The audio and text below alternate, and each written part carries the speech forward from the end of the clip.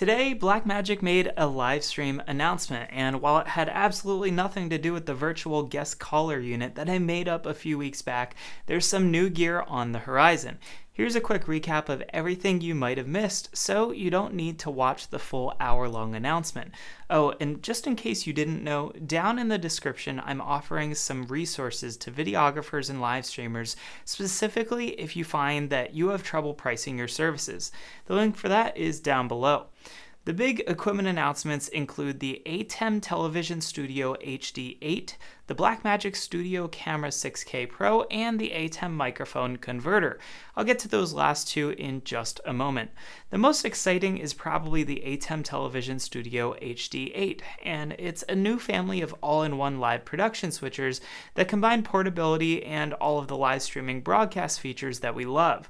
These new switchers replace the older TV studio lineup, and as Grant said in his keynote, they found that it didn't make sense to continue offering both a rack-mounted option and a panel-based option when the new lineup of Constellation switchers fills that rack-mounted role. There's also an ISO model that can record all video inputs and can connect up to 8 remote cameras, a new feature that was mentioned.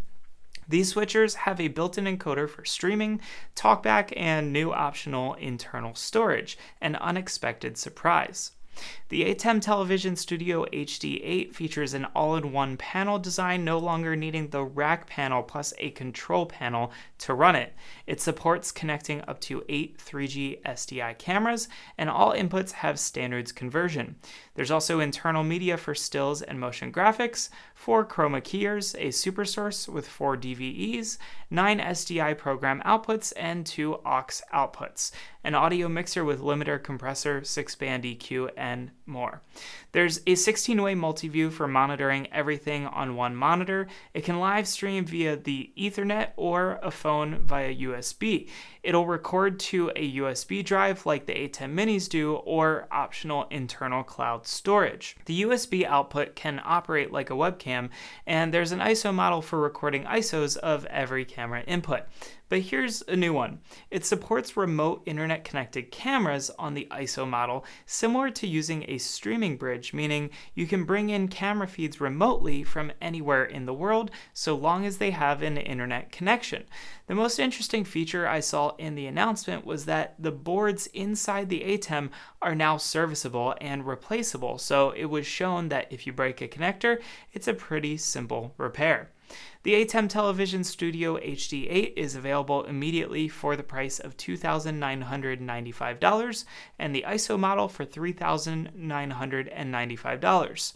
Next up is the Blackmagic Studio Camera 6K Pro, a new and more powerful studio camera model with an EF lens mount, a larger 6K sensor, ND filters, and built-in live streaming via the Ethernet or mobile data connection. The Blackmagic Studio Camera 6K Pro shares the same compact all-in-one design of the studio cameras with a carbon fiber body and 7-inch viewfinder. Also announced is the Blackmagic Studio Camera 4K Pro G2, an updated model that now includes the live streaming feature as well.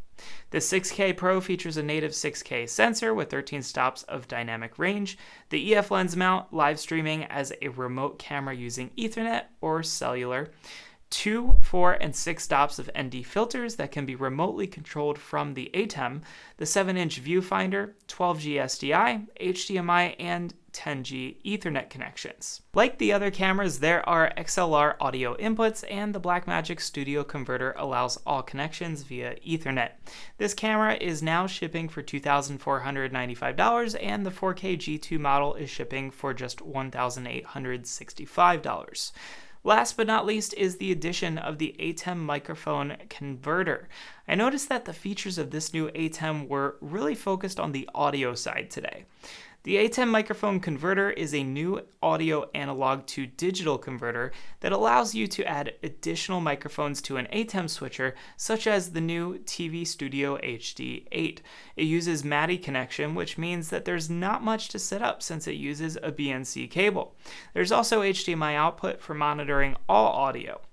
The converter features include the ability to expand the audio inputs of the ATEM, a MADI connection for multiple channel audio, extremely low noise floor, and ultra high dynamic range. This is priced at $395.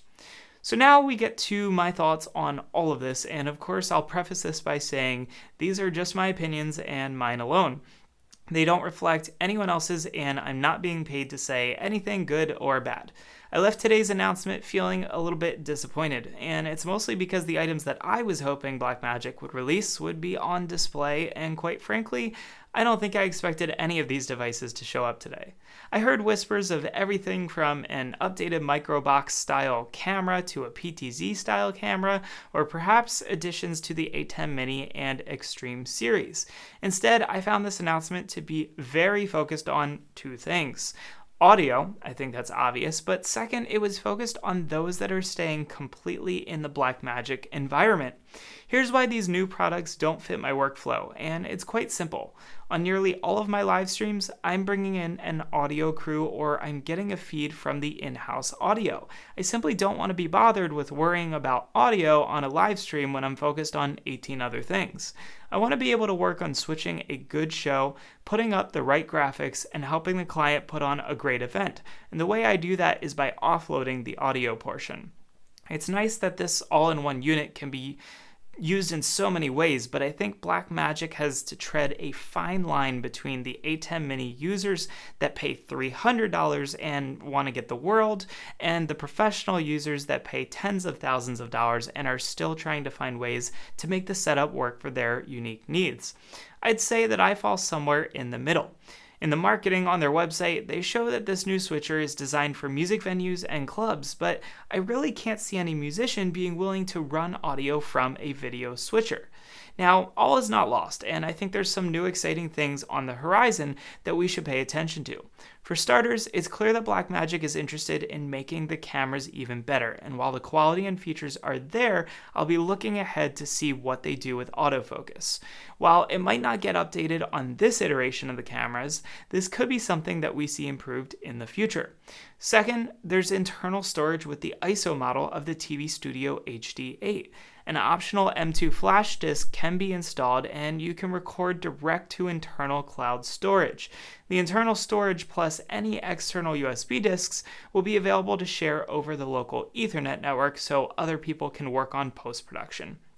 Third, it's clear that Blackmagic is trying to make an offering to those with a hybrid and remote setup where they might have cameras somewhere else out of the studio that needs to get a feed back to the switcher.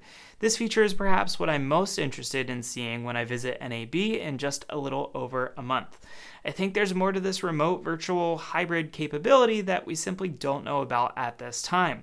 But as many of us have found with Zoom, there has to be a better way to get remote guest feeds in, and this could be a start of something wonderful.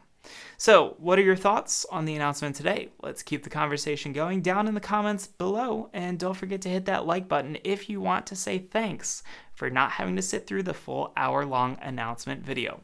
Until next time, stay busy.